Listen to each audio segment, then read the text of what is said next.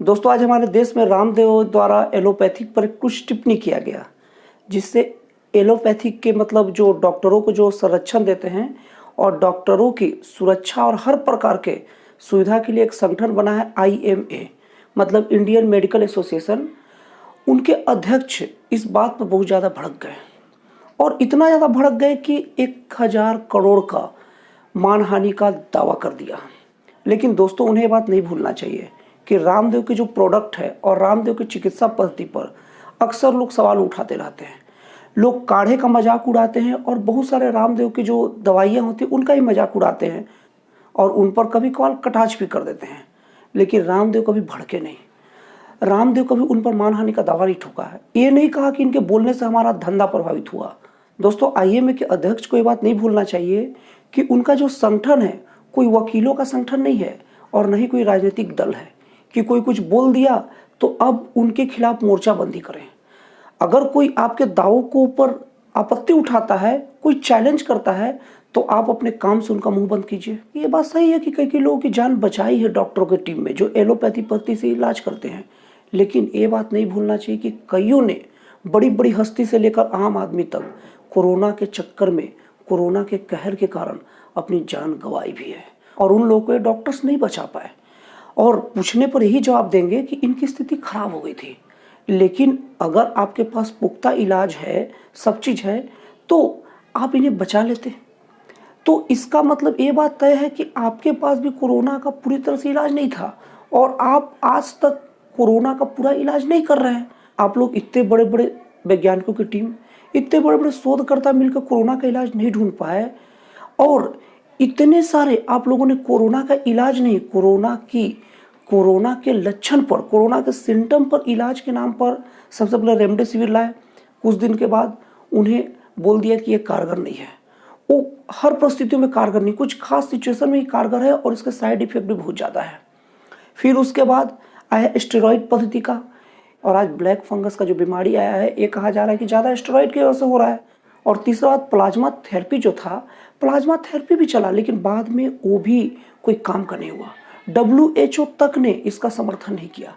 तो मतलब आपके जो भी चिकित्सा पद्धति थी वो सब के सब पद्धति तो एक तरह से फेल ही हुई ना।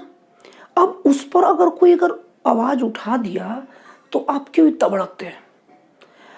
आप लोग डॉक्टरों की टीम है, ये बात सही है, ये बात सही है कि अभी आप लोग कोरोना के मामले में पूरी तरह सफल नहीं हो पाए हैं। लेकिन सफलता असफलता जीवन का हिस्सा है।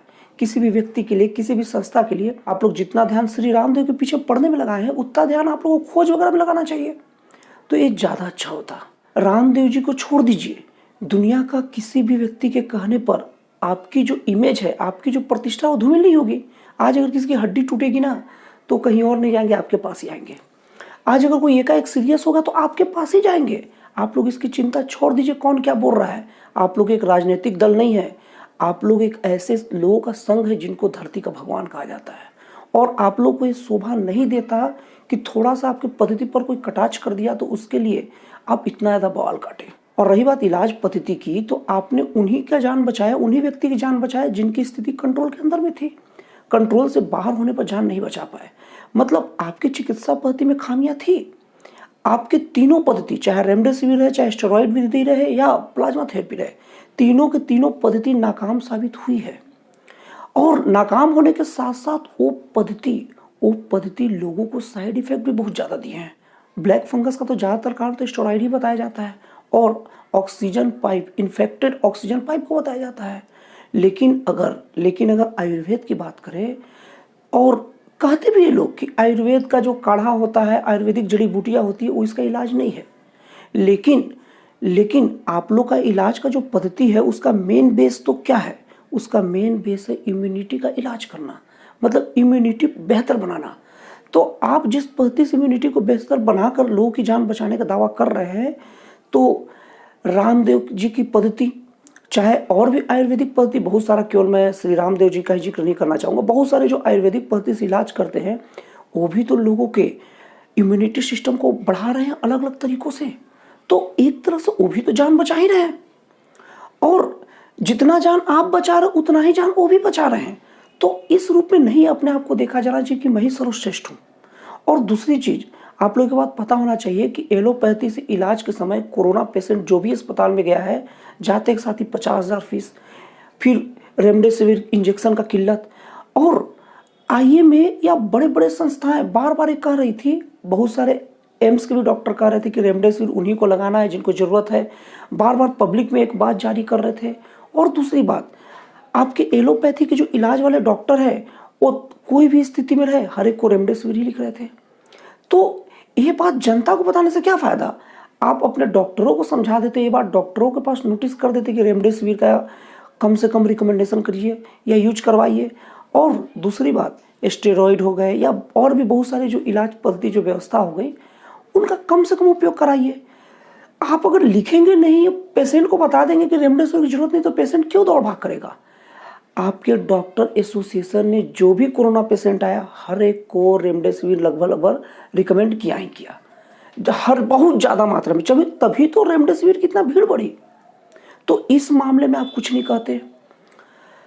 आईएमए के अध्यक्ष महोदय को कहना चाहता हूं कि ताली हमेशा दोनों हाथों से बजती है।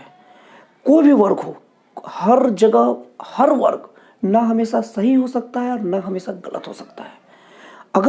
अगर मरीज उत्पात मचाते हैं, मरीज मतलब मरीज के परिजन अगर अस्पताल में उत्पात मचाते हैं और ये गलत है, ये बात माना जाता है, लेकिन कई बार डॉक्टरों की तरफ से भी बहुत ज़्यादा लापरवाही की गई है। कहीं पर मरीज के परिजन अति करते हैं तो कहीं पर डॉक्टर अति करते हैं। पटना का हाल देख लीजिए, अभी जयपुर में, अभी राजस्थान में एम्बुलेंस की गाड़ी में रेप किया गया। और कई बार डॉक्टर द्वारा मनमाना पैसा वसूला जा रहा है। तो इस पर भी तो आईएमए को कुछ राय रखनी चाहिए।